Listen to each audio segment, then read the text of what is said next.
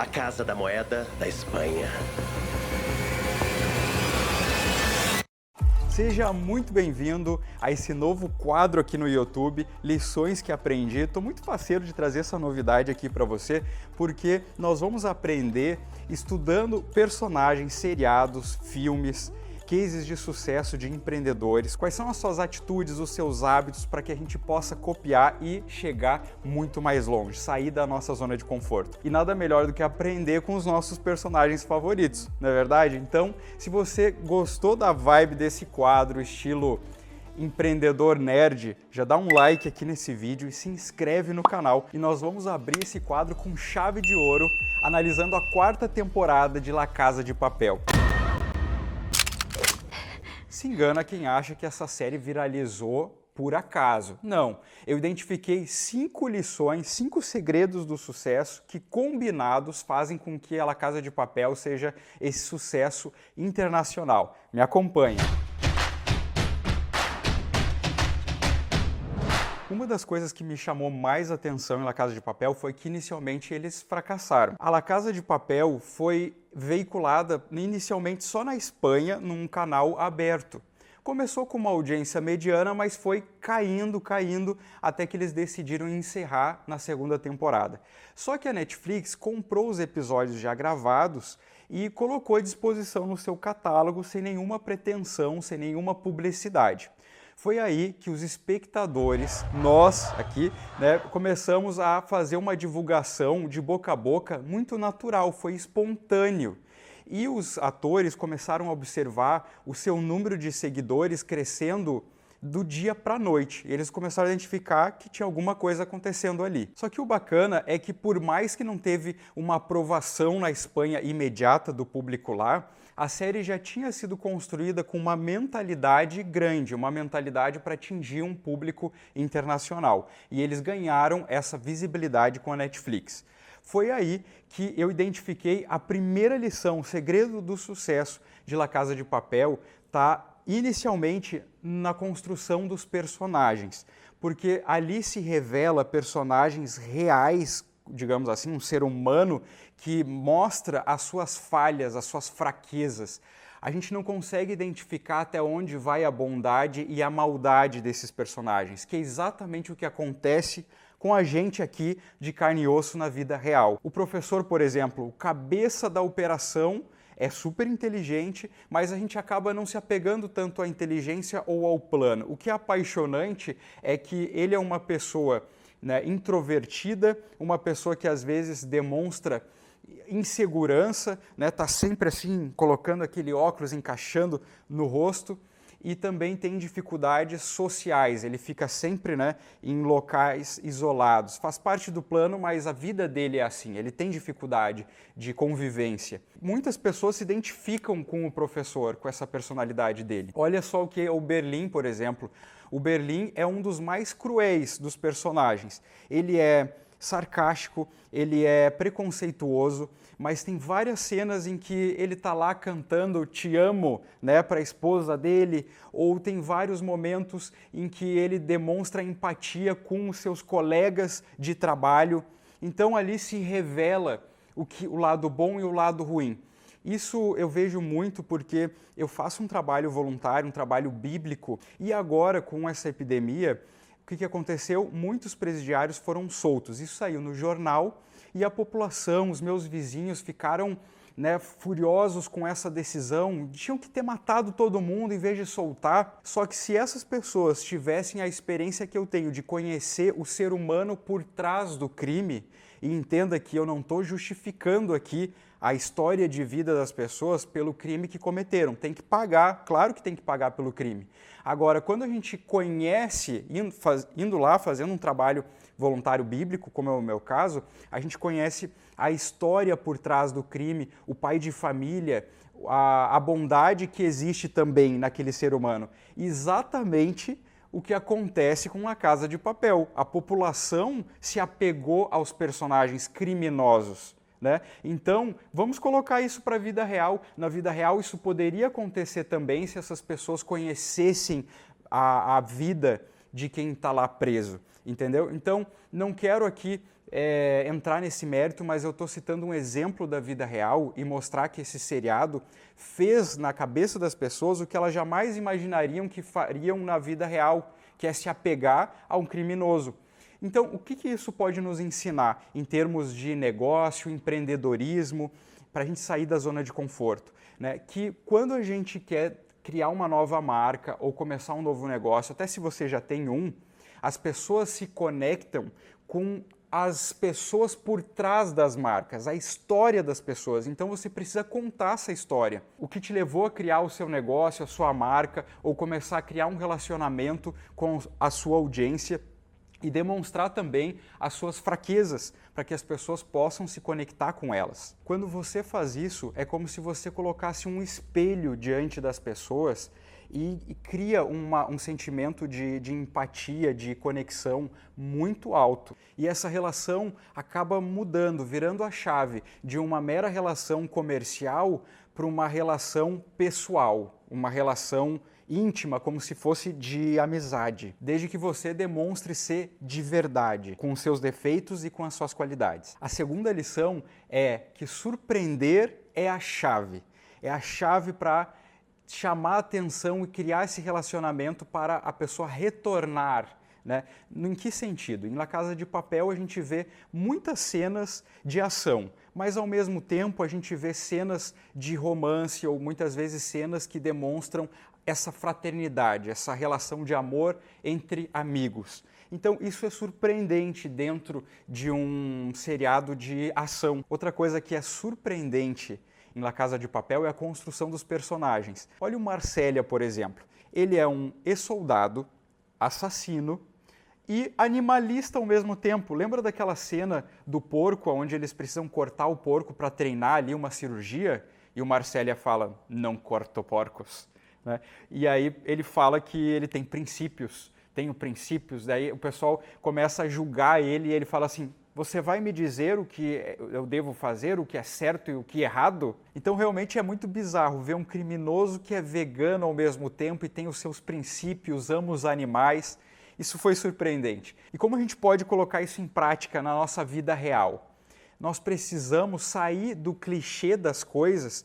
Por exemplo, a concorrência, né, tem sempre em tudo que é mercado e acaba todo mundo fazendo tudo igual. Se você vende exatamente o mesmo produto ou serviço, você pode entregar numa embalagem diferente. Ou você pode surpreender no seu atendimento usando palavras que as pessoas não esperavam por aquilo, sabe? É demonstrando tanto na apresentação do produto quanto no seu atendimento para causar aquele uau!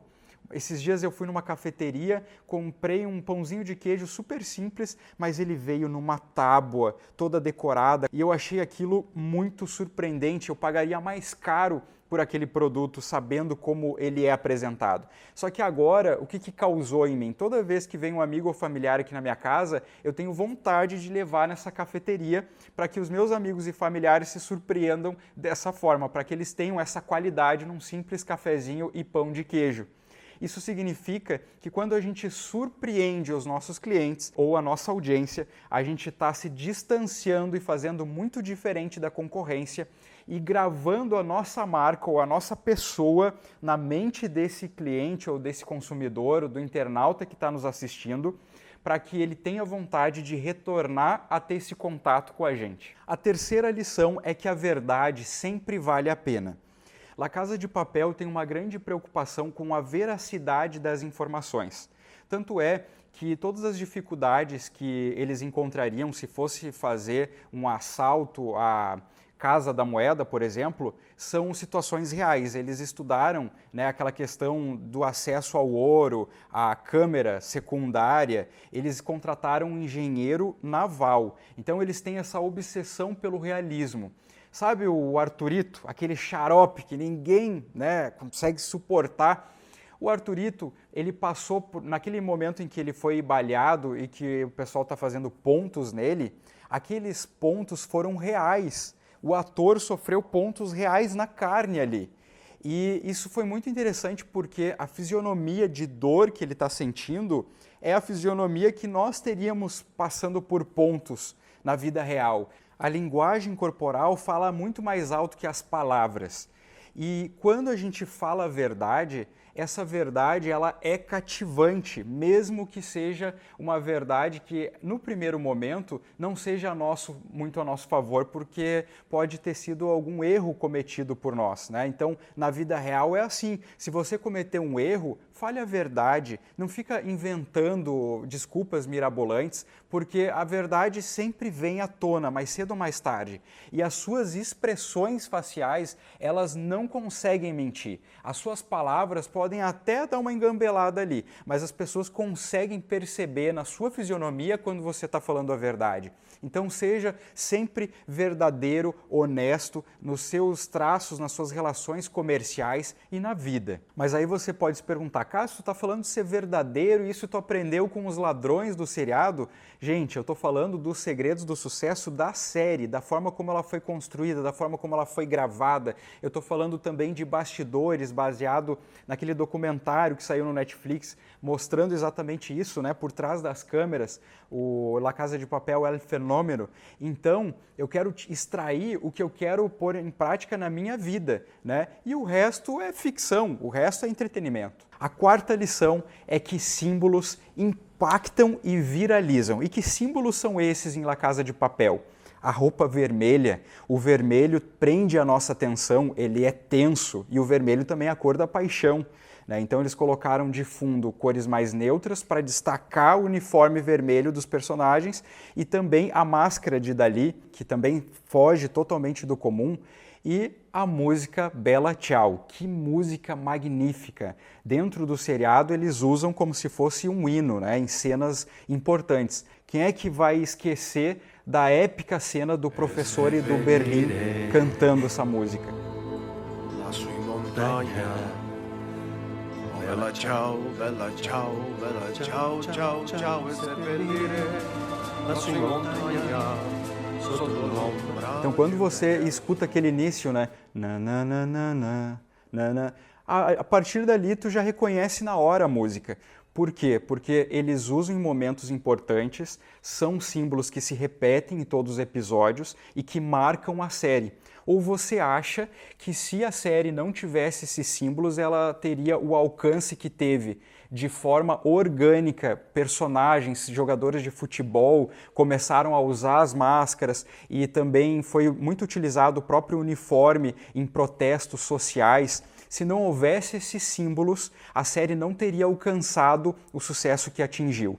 Então, o que nós podemos aprender sobre isso? Adicione símbolos na sua comunicação e no seu negócio ou na sua marca. Que tipo de símbolos você pode usar? É uma linguagem própria. Você pode utilizar e chamar a sua audiência de um determinado nome. A minha, por exemplo, é Libertos. Eu tenho um canal no Telegram e a minha comunidade se chama Libertos. Você pode criar hashtags próprias, né? Por exemplo, eu tenho a minha Empreende Brasil. Você pode utilizar as suas e criar novas para utilizar no Instagram, no YouTube, nas suas mídias sociais. Você pode ter uma cor que marca sempre a sua empresa, o seu negócio, e toda vez que você for fazer um banner, uma comunicação visual, um post, você pode utilizar aquela cor para marcar e criar essa identificação visual no público. Você pode ter a sua música, a sua própria, digamos assim, vinheta, né? Uma música que marque a sua comunicação também nas mídias sociais ou quando você for apresentar o seu produto em vídeos,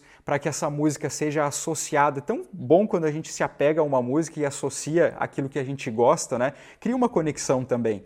Então você pode utilizar desses símbolos como um slogan, que é uma frase chamativa, né, que reforça a ideia principal do seu negócio, da sua marca ou da sua pessoa. Então utilize dos símbolos que você pode criar para ter um universo seu próprio, com você, a sua pessoa, com a sua audiência, com o seu cliente ou com a sua marca, para envolver no seu universo próprio. As pessoas precisam de símbolos.